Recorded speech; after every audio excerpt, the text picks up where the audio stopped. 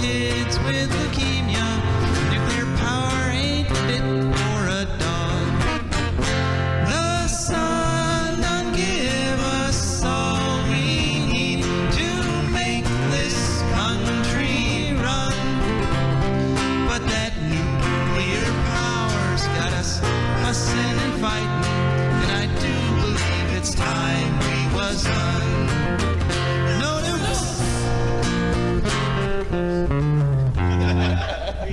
Good morning, Toledo, and good afternoon, Columbus, and hello to those of you listening on the internet, wherever and whenever you are. My name is Joe DeMare, and you have had the wonderful good fortune to tune into For a Green Future. For a Green Future is a show where we talk about ecology and the environment, and we talk about them in the ways that they affect you, your wealth, your health, your happiness, the wealth and health and happiness of your friends and your pets and the trees and the birds and all those things all around you, because we're all in this together, folks. All of us are one big part of a great big ecosystem that encompasses the whole planet, and that's going to be particularly true today. We're going to illustrate that pretty clearly because we are going off to an interview later on with a fellow named Joshua Wright, who is on Victoria Island in British Columbia, where there's a huge battle going on trying to protect the last of the old-growth forests that are on private land in Canada. It's really a dramatic story, and then we're going to hear that interview a little later on, in about 15 minutes or so. Then we'll hear from our advertisers and patrons, and then Rebecca Wood will be joining us, my great, wonderful co-host, talking about Asian American environmental activists. Then we'll have our ecological news. Then we got some really interesting ecological news going on right now. Some pretty intense stuff is happening. And then, of course, and hopefully at some point during the show, we'll hear from you at 877-909-1007. That's 877-909-1007. And we will take calls on any environmental topic, any ecological issue. So if you saw something driving home, or if you saw something out on the lake, or you just something you have a question about, or what's going on, or you've heard about something environmental, any of that stuff, I'm happy to take a call on it, happy to talk to you about it at any time during this hour at 877-909-1007. I have a few things I do want to share with you folks today before we go to our interview.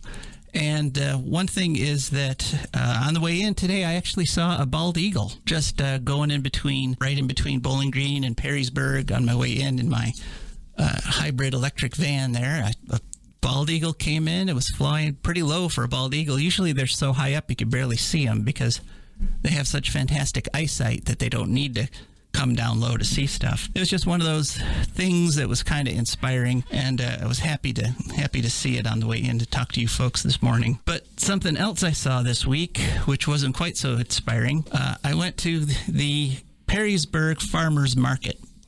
And it's really nice that these things are started up again, that people are going out and getting outside and going to events again, because we've been making so much progress against COVID. But I have to point out that the farmers market this time was packed, and much less than 1% of the people were wearing masks. And we know the numbers right now in Ohio. It's about half the adults have been vaccinated. And so if we had thousands of people there and only half of them were vaccinated, that means, half of them weren't. And nobody was wearing a mask. I mean, we were wearing masks, but literally less than 1% of the thousands of people who were there were wearing masks. So this isn't over yet, folks. Yeah, if you've been vaccinated, you can go without a mask. And yeah, no one could tell if you've been vaccinated or not by looking at you. But if you haven't been vaccinated, you need to keep wearing your mask, because I can guarantee that some people caught COVID at the Perrysburg Farmers Market this past week, because there was no social distancing. People were packed in. And we know that the way this thing spreads, it doesn't care that we think it's almost over and that we're all tired and that we've had enough. If you haven't been vaccinated, wear your mask. And actually, even if you have been vaccinated, wear it anyway. That's my own personal opinion. So, had to get that off my chest. But this week hasn't been all, stress and unpleasantness. Yesterday, my wife and I spent a lot of time out in the garden. This is how we're spending Memorial Day weekend. We've got the garden planted. We got a good bunch of the garden planted, and it's been a very pleasurable thing. We got our tomatoes in, and we got our peppers in. We got some onions in. Actually, it was a wonderful way to spend Saturday. And most likely, after I'm done here, I'm going to go ahead and go back and work some more on the garden. So it's how about you? If you got your garden in, are you gardening this year? Have you decided to give it a go? I mean, it turns out that under the last year, when everybody was stuck at home, a lot of people turned to gardening. And when we went this spring to try to get plants to put into the garden, some seeds we just couldn't find. And some plants we just couldn't find. Jalapeno peppers, for example. We could not find jalapeno peppers anywhere around Bowling Green. We went to all the garden places. And so it's a good sign. It's a sign that people are getting out, getting their fingers dirty, getting some gardening in. And one interesting thing about our garden, or one interesting thing, is that we also, in addition to the plants that we've put there, some plants pop up on their own, of course. People call them weeds. And there's all kinds of weeds. There's pigweed. There's lamb's quarters. And these things will just, if you create a bare patch of dirt, they will show up. And you will start to get these plants growing on their own. And so what happened this past week, what happened yesterday, actually, as we had prepared the ground, but there was so much of the back and forth with the snow and the cold. We actually spent so much of our time running our plants from outside where we had started them in the little pots back into the garage to avoid freezes and stuff that we weren't able to get them into the ground until yesterday. So a fair bit of some of these weeds, quote unquote, had grown up. And there's one weed I want to talk about in particular, and that is lamb's quarters, because what we were able to do is get a big harvest of lamb's quarters. Now, lamb's quarters, farmers hate it. It's one of those broadleaf weeds, quote unquote. But in reality, lamb's quarters, it's related to spinach, but it tastes better than spinach, and it's more nutritious than spinach. It has more vitamins and minerals. It doesn't have that grittiness that spinach has. And so what we were able to do is get a whole big pot full of lamb's quarters just by weeding our garden. And it's just a reminder that, nature is there for you. That doesn't all have to be struggle. You don't have to dominate nature. Literally, just give it a chance and it'll provide everything you need. So what we did was we picked the lamb's quarters. And what can happen with lamb's quarters is once they get past a certain size, the stem gets too woody. And, even if you boil it, you can't eat it. So I discovered that if you hold the plant at the bottom and pull along the stem and strip the leaves off, you'll reach a point on the stem where it'll just break. And that's the point at which it's above that point, it's edible, and below it, it's woody. So we were able to clean and eat a whole bunch of lamb's quarters, put a little bit of butter on it. You only need to boil it for a minute or two. And I think I'm going to do a bonus video for this on my YouTube channel. As you know, this show is recorded every week, and then we turn it into a YouTube channel and a podcast. And you can just search for A Green Future on either YouTube or, and it turns out that we've crossed some sort of threshold, and now we're available on all podcast streaming services. And, so that's wonderful. So you just have to search for A Green Future, and whatever your favorite streaming service is will be there. So I'm thinking I'm going to do, on the YouTube channel, I'm going to do a little video on how to prepare lamb's quarters, because they're delicious. And that's one of those lessons that you learn as you go along, in terms of the fact that nature really wants to provide for you. Nature literally is trying to give us everything we need all the time.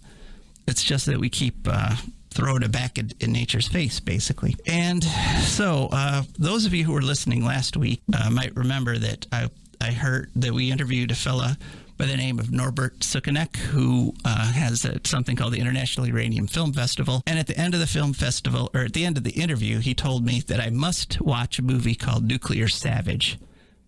And so I did. I filled my promise last night. Nuclear Savage is a show about what we did to the Marshall Islanders. By we, I mean the United States of America.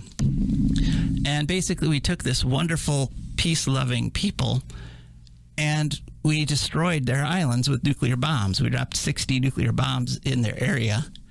And we created this island, which was incredibly radioactively contaminated. In fact, it's the most radioactively contaminated area on Earth. And we forced the people to live there, and then we studied them. We knew they were getting radiation, and we just studied them and wrote down the birth defects and the cancers, and it was really a terrible story that made me ashamed for what we did. I actually had to stop in the middle and go get some chocolate because I was getting kind of depressed there. But it is a reminder that the people who are pushing nuclear, and in this I include both nuclear weapons and nuclear power, are perfectly willing and happy to experiment on the rest of us, to just sort of toss all that radiation out there and just see what happens. The thing is, we've done that over and over and over again, so it's really time to stop repeating that terrible experiment. The International Uranium Film Festival is over now for this year, so you can't watch these movies for free anymore, but almost all of them are available on Vimeo. And if you're curious about it, you can look them up. So now on to our interview, and I'm going to set this up a little bit. In Canada, they have some of the last old-growth forest in North America. And in fact, what they've got is a forest on the Victoria Island. It's a temperate rainforest, and the trees there are over 1,000 years old.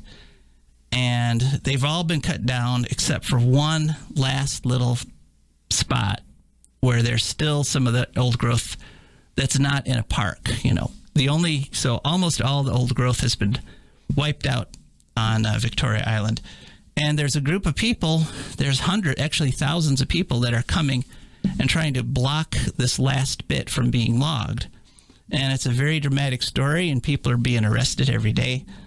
And I was lucky enough to get an interview with one of the people who've been organizing this. His name is Josh Wright. And so it's a pretty dramatic interview. I think you'll find it interesting. So, Josh, let's go ahead and hear Josh. All right. Well, if you could just start by letting our listeners know who you are and what you're doing.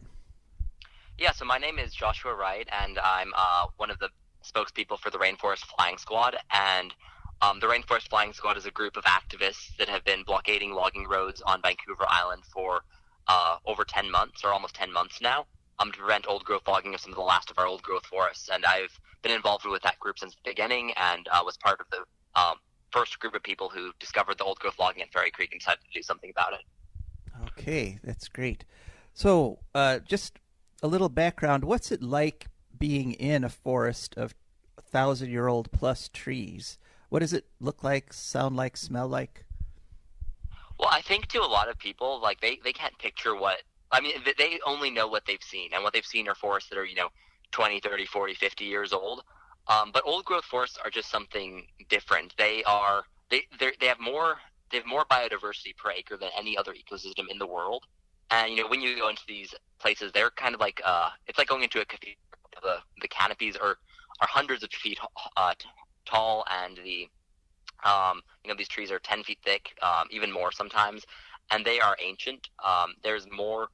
I mean, it's sort of going to a sacred place when you go into these areas, and it's a really spiritual experience seeing areas that are, or seeing forests that are this old, and to know that we have so little left is tragic. I mean, to know that we started cutting these forests down to begin with is a bit insane, but now we're down to about 3% of these forests in British Columbia, and that's why we've chosen to take a stand. Okay, and you say a lot of biodiversity, so you see a lot of different plants and animals?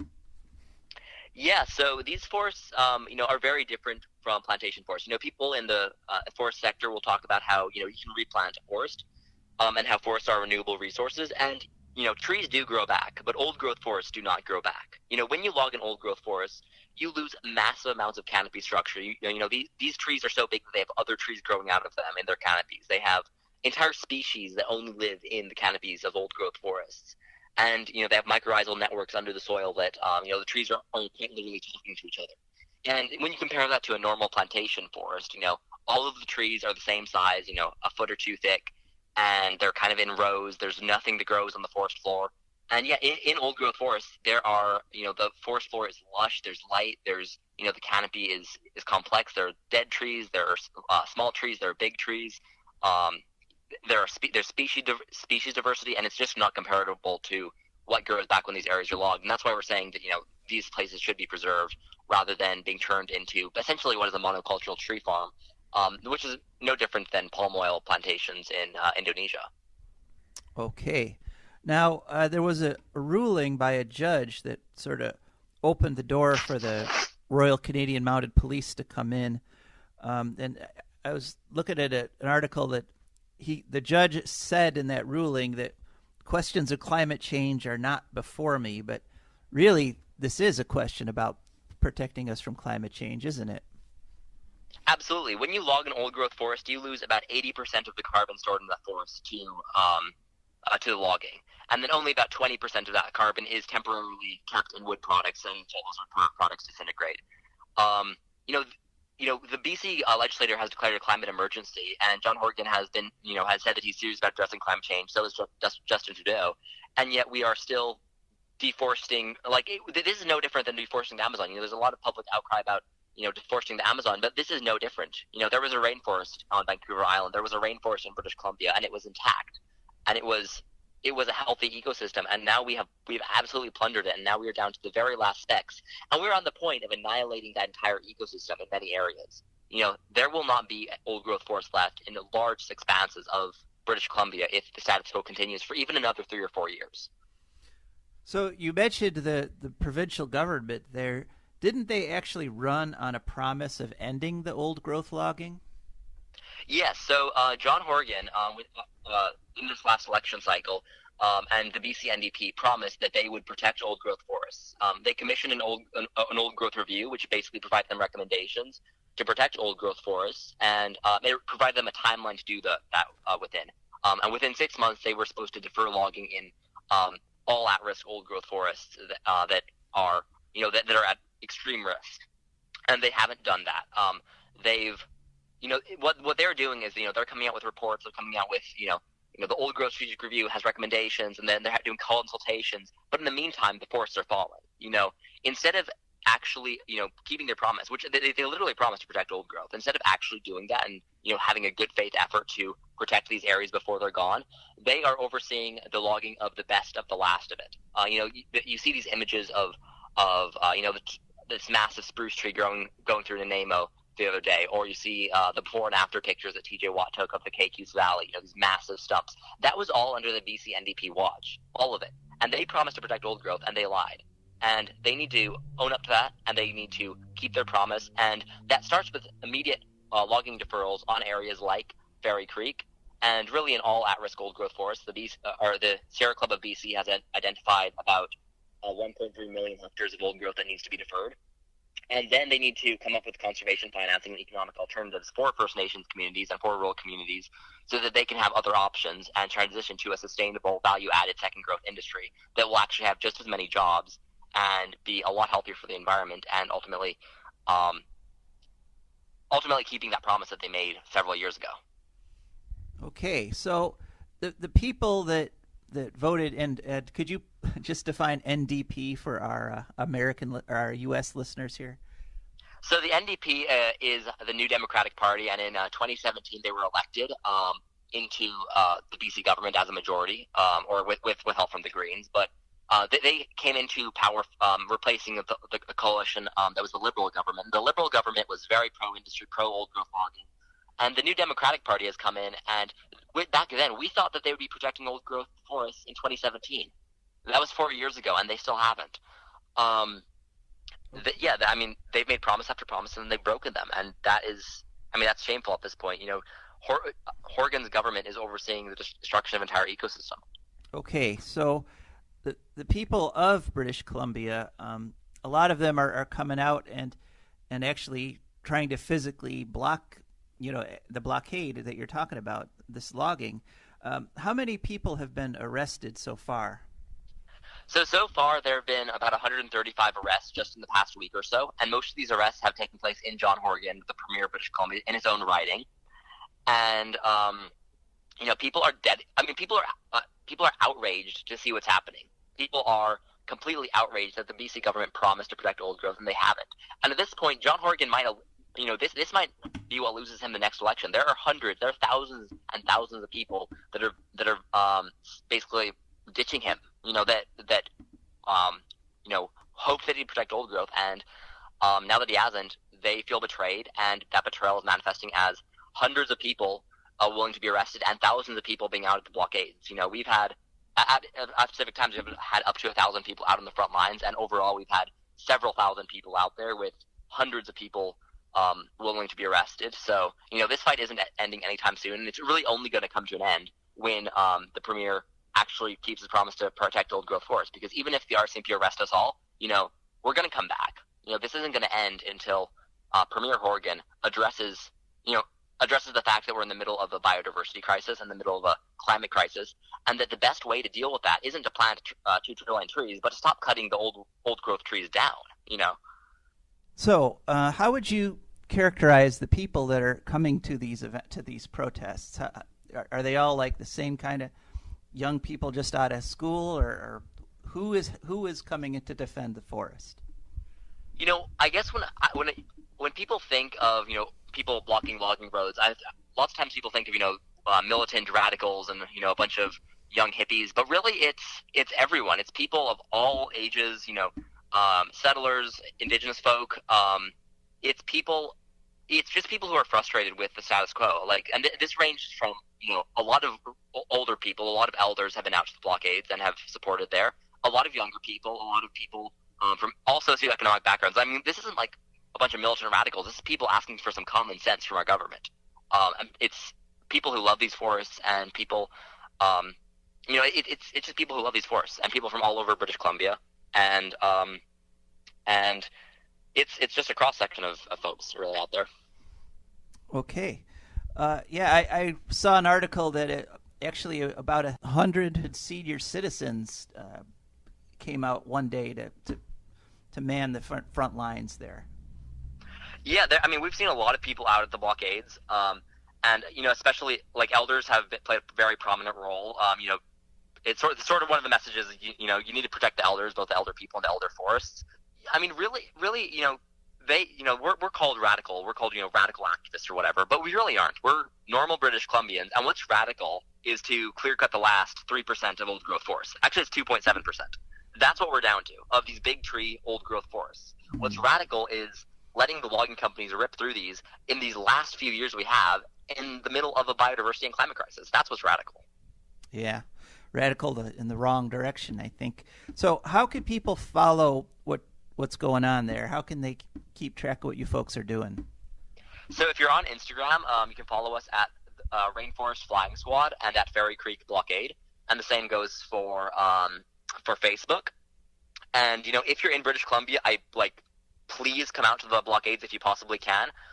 We've seen arrests, but it is a safe environment for families. It's a safe place. It's a supportive place. It's not what you see on the news. Let's just say that. And people are needed out there.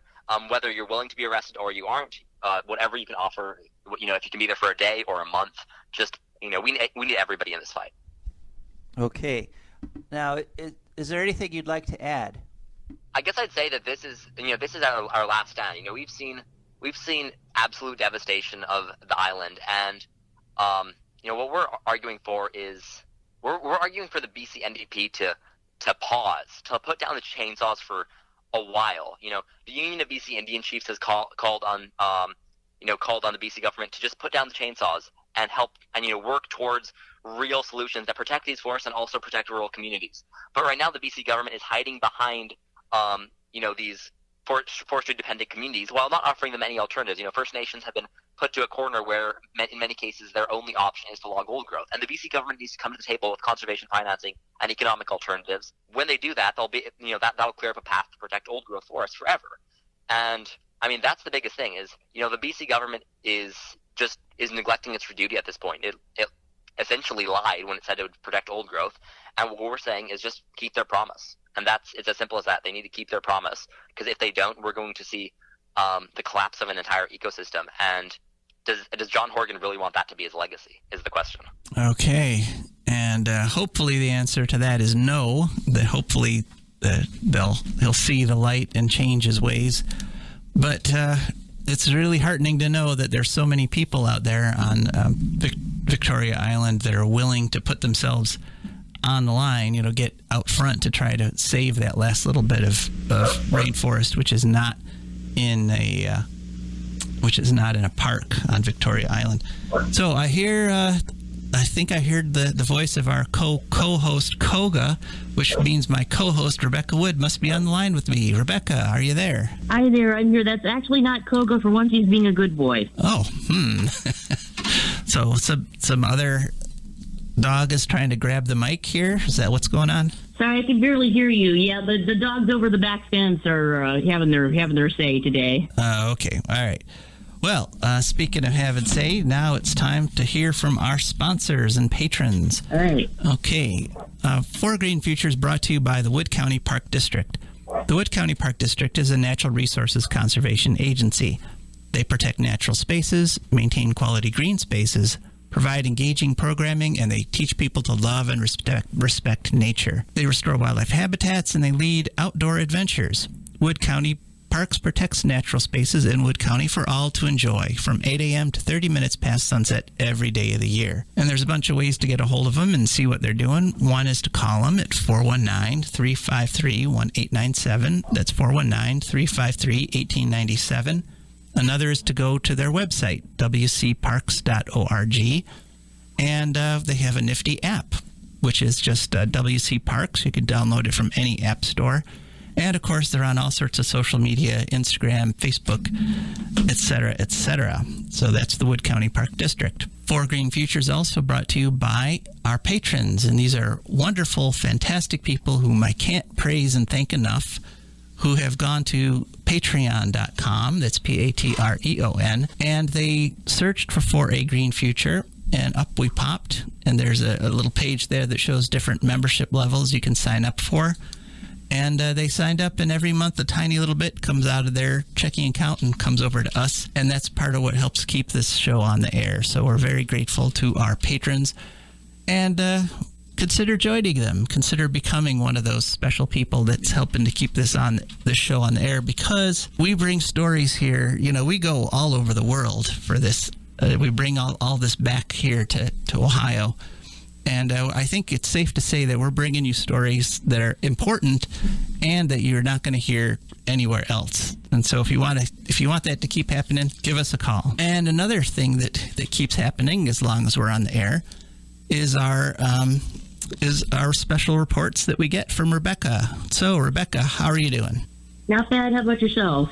Pretty good. And I understand that you've got something in honor of Asian American Month. Is that right?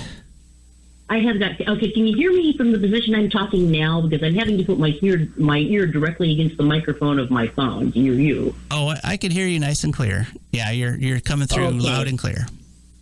Excellent. Well, yeah, I did a little thing on, did a little research on Asian American Pacific Islander environmentalism. First of all, there's an embarrassment of riches. I found a lot. The reasons for this are apparently, first of all, a lot of Asian American Pacific Islander refugees came here as refugees to begin with, climate change refugees to begin with. You mentioned the Marshall Islanders. Well, there's another little problem. Besides being badly irradiated, they're going to be underwater in a couple years. There's also people from Bangladesh and Vanuatu who have been badly affected by storms and by rising waters and that kind of thing. And also a lot of traditional ethnic communities, which we used to call Chinatowns, are located in the cities. They're affected by pollution a lot, and right there in the brownfields where stuff is not good. Also, there are cases like the Vietnamese fishermen in Louisiana and the Gulf of Mexico who apparently a lot of Vietnamese immigrants ended up in New Orleans, and they decided to fish because that's what they did in the old country. And there's been a problem with climate change and oil spills in that kind of business. Again, I noticed as when we did, the segments on African American environmental activism, it seems to be very caught up with environmental justice, with the environmental justice movement, and also with other social justice issues, like the same environmental Asian groups will also Asian environmental groups will also do things on safe housing and on resources, school resources for children, that kind of thing. There's a group called Asian Pacific Environmental Network. They describe themselves as leading the transition from extractive economy to local life-sustaining economies that benefit everybody. They work on issues like climate change, pollution, tar sands, fracking. Apparently there was a big problem with a oil refinery in Richmond that affected the Lao and Hmong communities that was like a big catalyst for a lot of Asian American activism. Yeah, there's also a group called the Sunrise Movement, which is mostly working for the New Green Deal. They're big on that. Oh, and I didn't know that was an Asian American movement. I've heard of the Sunrise Movement. Well, right. Well, there's a couple of major Asian American activists who are involved with it. And let me see. Oh, yeah, I wanted to find this quote. Mia Yoshikani is the executive director of APEN, and she was on the drafting committee for the Principles of Environmental Justice, which is a defining document for the environmental justice movement. And gives quote from an op-ed in the Sacramento Bee. The New Green Deal of the 1930s remade our economy through public works projects like the Tennessee Valley Authority, which brought infrastructure, jobs, and power to millions of people starting in isolated rural areas. Today we need a new Green Deal that will stabilize the climate and build local regenerative economies starting in the neighborhoods most impacted by racism, poverty, and pollution. The racial justice movement is important because the original New Deal excluded millions of black workers and families from its benefits. Yeah, it's kind of all caught up with survival and also with economic benefits for showing they've done a very, very good job in many ways of showing how environmental justice in fact benefits people. Yeah. Economically, yeah. Here. Yeah, that was a good. I wanted to end it with a poem that a Marshall Islander, Kathy Jetmil Kiner, did with a woman from Iceland named Aka Nidiana, I believe, who was indigenous Icelandic. Let me make sure I've got all of the poem before it starts. Oh, here we go. Okay, yeah. And it's written as like a dialogue between women from two different islands. It starts with the Marshall Islander woman saying, "With these shells, I bring a story of long ago. Two sisters frozen in time on the island of Uje. One magically turned into stone. The other, turned into stone. The other who chose that life to be rooted by her sister's side. To this day, the two sisters can be seen by the edge of the reef. A lesson in permanence. With these rocks, I bring you a story told countless times, a story about Sasuma Arna, mother of the sea, who lives in a cave at the bottom of the ocean. This is a story about the guardian of the sea. She sees the greed in our hearts and disrespect in our eyes. Every whale, every storm, every iceberg are her children. When we disrespect them, she gives us what we deserve, a lesson in respect. Do we deserve the melting ice or the colossal icebergs hitting the waters with rage? Do we deserve their mother coming for our homes, for our lives?" Sorry, that's it. Okay. If you go look up API environmentalism, there's the article and there's a direct link to that and the rest of it. It's a beautiful poem. Just really nice. It is. And, it is nice. There's a lot more about specifics about climate change, and it's got the whole article from the whole op-ed from the San Francisco Bee too. Okay, yeah, and I think it's really important that you bring this up because a lot of times environmentalists, quote unquote environmentalists, are stereotyped as well-to-do white people, who don't have anything better than to worry about the rainforest. And, nothing could be further from the truth. I mean, everybody is an environmentalist, and quote unquote, environmentalists are of every race in the nation, every age, as we heard with our interview with Josh there, that it's literally the whole cross section of people from British Columbia that are coming out to try to save that last little bit of temperate rainforest there on Victoria Island. So absolutely. And it bothers me that I'm surprised when I read this, but I only know what the media tells me mostly. Yeah, it's hard to find stuff that media isn't telling you, but it's there and it's important. So right. Well, thanks very much, Rebecca, for that nice report there. And we're going to go. Yep, we're going to go on to ecological news, but we'd be happy to stop if anybody has a call at 877-909-1007. Happy to stop and chat with you about anything, maybe what you heard Josh talk about, or maybe what you heard Rebecca just talking about. But we're going to go on to ecological news. And one thing about For a Green Future is that we like to kind of focus on the upbeat. We don't want to just be on the downside all the time, because that can really get depressing and discouraging. So I came across a story in The Guardian, and those of you who listened, and this was published in The Guardian on Wednesday the 26th, and the title is Airships for City Hops Could Cut Flying CO2 Emissions by 90%. In other words, they're going to bring back the dirigible.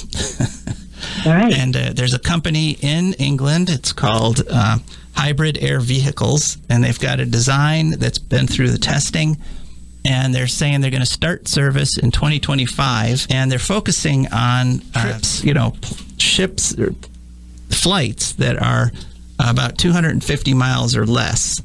And that turns out to be about half of all air traffic. That air traffic is very unnecessary in terms of CO2. I mean, if you're taking a flight of less than 250 miles, A, you could take the train, but B, for those who don't want to do that, these rigid airships are another possibility, and they've come up with modern materials that will let you use helium and carry a huge load.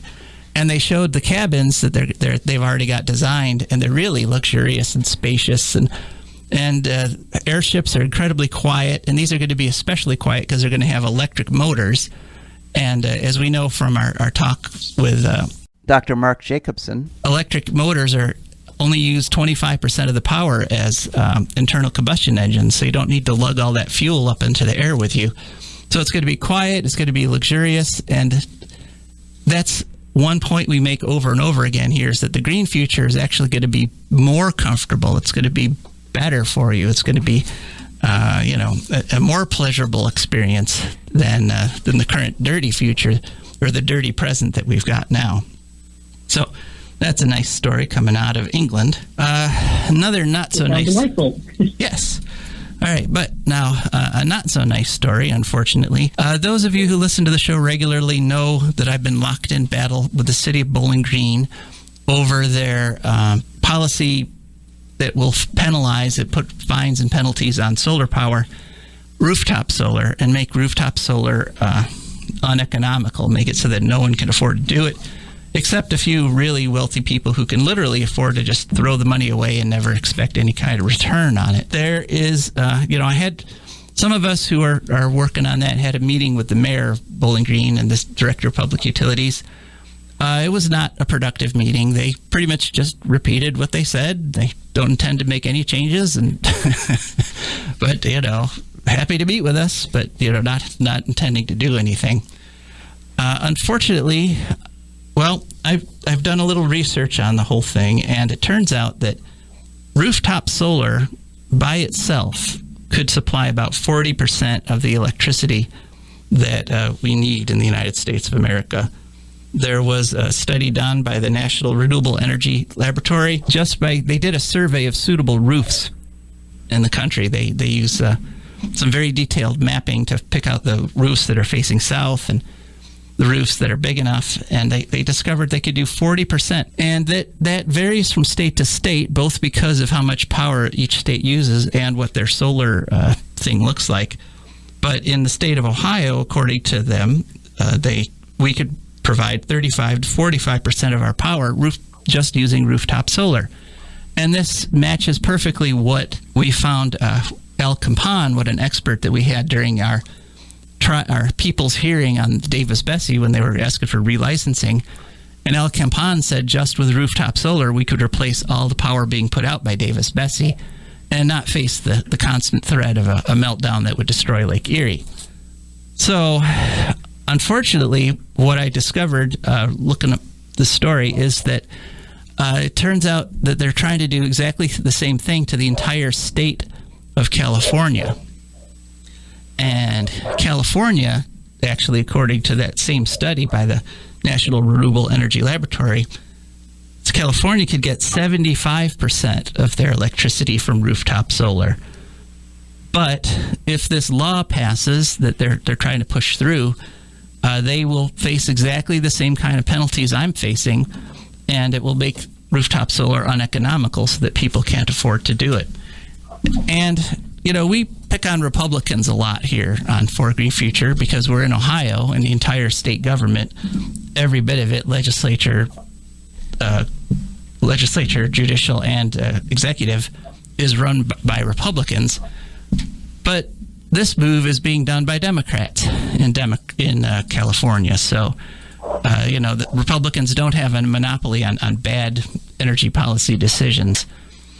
So let's hope that they can defeat that. And there's a huge industry of rooftop solar installers in California, and they are responding to this challenge. And once again, just like in the city of Bowling Green, where all the citizens of Bowling Green don't want to penalize solar, the citizens of California don't want to block rooftop solar, but it's being forced on them. And so let's hope that they're able to stop that in California. But whenever you see a pattern like this, the same thing happening in different places with zero actual justification for it, usually if you look hard enough, you can find an industry group like a fossil fuel industry group that's behind it, that's kind of pushing it along. Because obviously if we get rooftop solar going, we're not going to need the coal, we're not going to need the nukes, and if we can meet 40% of our electricity with rooftop solar, add wind into that, add solar fields into that, and obviously there's more than enough power for all our needs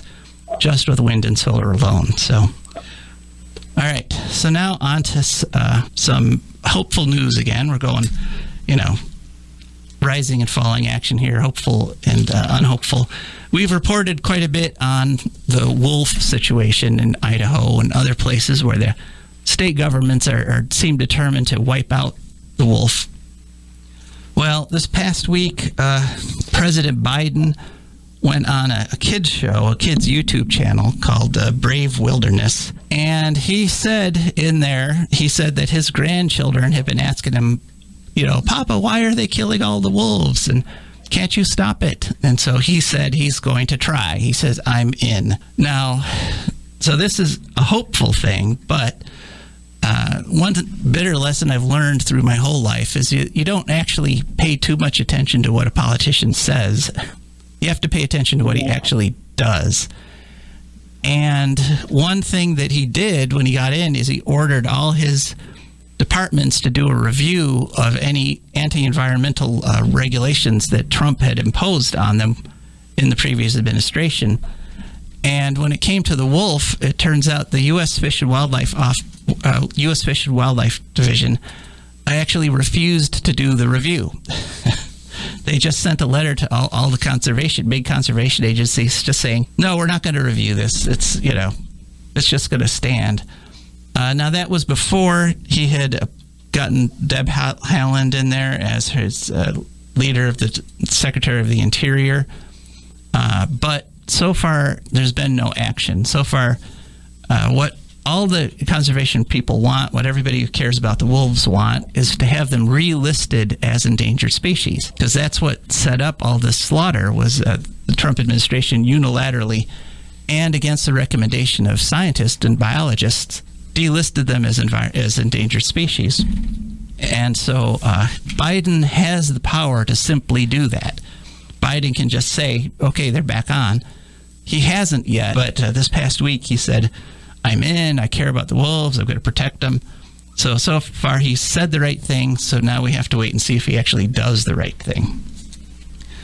Okay, let's see how we doing for time here. Oh, we got quite a bit left. So one other thing that he is doing that got reported this last week is the Biden administration has approved a whole bunch of wind farms off the California coast. So that is something that we're looking forward to because, like I said, wind power alone could meet all our electricity needs. So there's a good thing. But he's not looking for it to actually get going for a couple of years yet. But at least the process has started. So, actually, here we are at 10:52, and I somehow blew through all the stuff I had prepared. So we definitely have time to take a call, and we'd love to take a call at 877-909-1007. I guess I'm tossing a lifeline out there saying, hey, anybody, if you've been thinking about calling in, now's the time. Save us. So, Rebecca, what have you been doing these past couple days in the wonderful weather here? Oh, not very much. We went to groceries. We've been doing some walking. We like to go down to the Agnes Reynolds Jackson Arboretum in the Old West End. Oh, that's nice. I have actually not heard of that place. It's on let's say Delaware and what is that? Robinwood, I think, or one of the woods. Yeah, it's kind of a nice little shaded area. It's got some benches and some, I think, random stone carved thingies that they probably rescued from old buildings that were being torn down. Mm-hmm. So it's where under normal circumstances it's one of the musical venues for the Old West End Festival, which has again been canceled. Oh, okay, all right. Oh, that's too bad they've been canceled again. But after going to the Perrysburg Farmers Market, I could certainly understand why they did that. Yeah, they got a gazebo. They have food trucks out there. It's really, really nice, and I miss that stuff. And I kind of wish people would stop being such yahoos about it. Yeah. You know what yahoos means? I think I do, but go ahead. You can define it. Yeah. It's okay. Well, you remember? Okay, that I never remember who wrote Gulliver's Island. Oh yeah, Gulliver's Tale. Yeah. I do know this. No, Gulliver's Travels. Yeah, that's Gulliver's it. Travels. Right. Right. Well, was it Swift? No. Yeah, I keep thinking Jonathan Swift. Yeah, I should look that up. But yeah, they call in and tell us who wrote Gulliver's Travels. Everyone. But yeah, in that book, he goes to all these different islands, and he's blown off course in a shipwreck or something, and he goes to the island of giants, and then the famous scene is the one where he goes to the island of the tiny people, and they have him all tied down to the ground with hundreds of tiny ropes or something. But then the little known last chapter is he goes to this island of horses, where horses are considered to be enlightened, noble, sentient beings, and human beings are uncivilized beasts who are kept in paddocks and just sort of run around doing random stuff and making unpleasant noises, and the horses refer to them as yahoos. Oh, okay, yeah, I had forgotten that. Yeah. In this era, where we're looking for non-ableist terms to describe people who are not using the brains that God gave them, I feel like this could be a possible alternative. Yeah. That's pretty good, and it turns out I was right. It is Jonathan Swift who wrote Gulliver's Travels. Okay, so. Yeah, I thought so, but then I was like, well, maybe you're confusing that with that whole novel about Malthusian economics or whatever it was. Yeah. About using Irish babies as lunch meat because it'll solve world hunger. Right. And anyways, the babies won't be hungry anymore. We know that much. Yeah, and people didn't catch that was satire, and he actually got into some trouble for those comments. So, yeah. All right. Well, we're looking at a pretty good day. We're going to be out in the garden again, so I should have some tomatoes for you this year. With the number of plants we put in yesterday, I might be able to give you guys some. I should have some left. Oh no! Barbie doesn't like them. I'll have to make them in tomato sauce or something, and you'll have to give me advice, being Italian and whatnot. Oh well, I I could. Oh, by the way, but I'm afraid the family sauce recipe in an Italian family, I have to tell you this, Rebecca, is a carefully guarded secret. I can't tell you just leave out one or two ingredients, and let me. I can give you somebody else's sauce recipe. Okay. Yeah, that'll work. Yeah. Okay. But okay. Yeah. No, sorry. Big news. We saw a deer in our neighborhood last week. Oh, wow! Right there in downtown Toledo. Well, no, we're in the Old West End, kind of on the outskirts where there's a lot of vacant lots and stuff. Okay. All right. And apparently enough to support a deer. It ran through my neighbor's yard and across the street into a vacant lot. Well, that's interesting. Although I have, in fact, seen a deer running across the courthouse lawn in downtown Toledo at least once.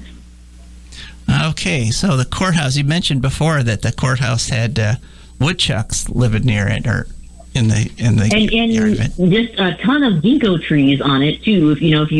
I used to go and, if I got there right after they'd been trimming the branches, there'd be a bunch of branches with leaves on it, and you could take it home, dry them out, and use them for tea. Ah, yeah. They had a lot of ginkgos down in Dayton. That's where I went to college at the University of Dayton. Unfortunately, they planted all female ginkgos, which was a terrible lack of planning because they drop these fruits that smell kind of like vomit. It's terrible.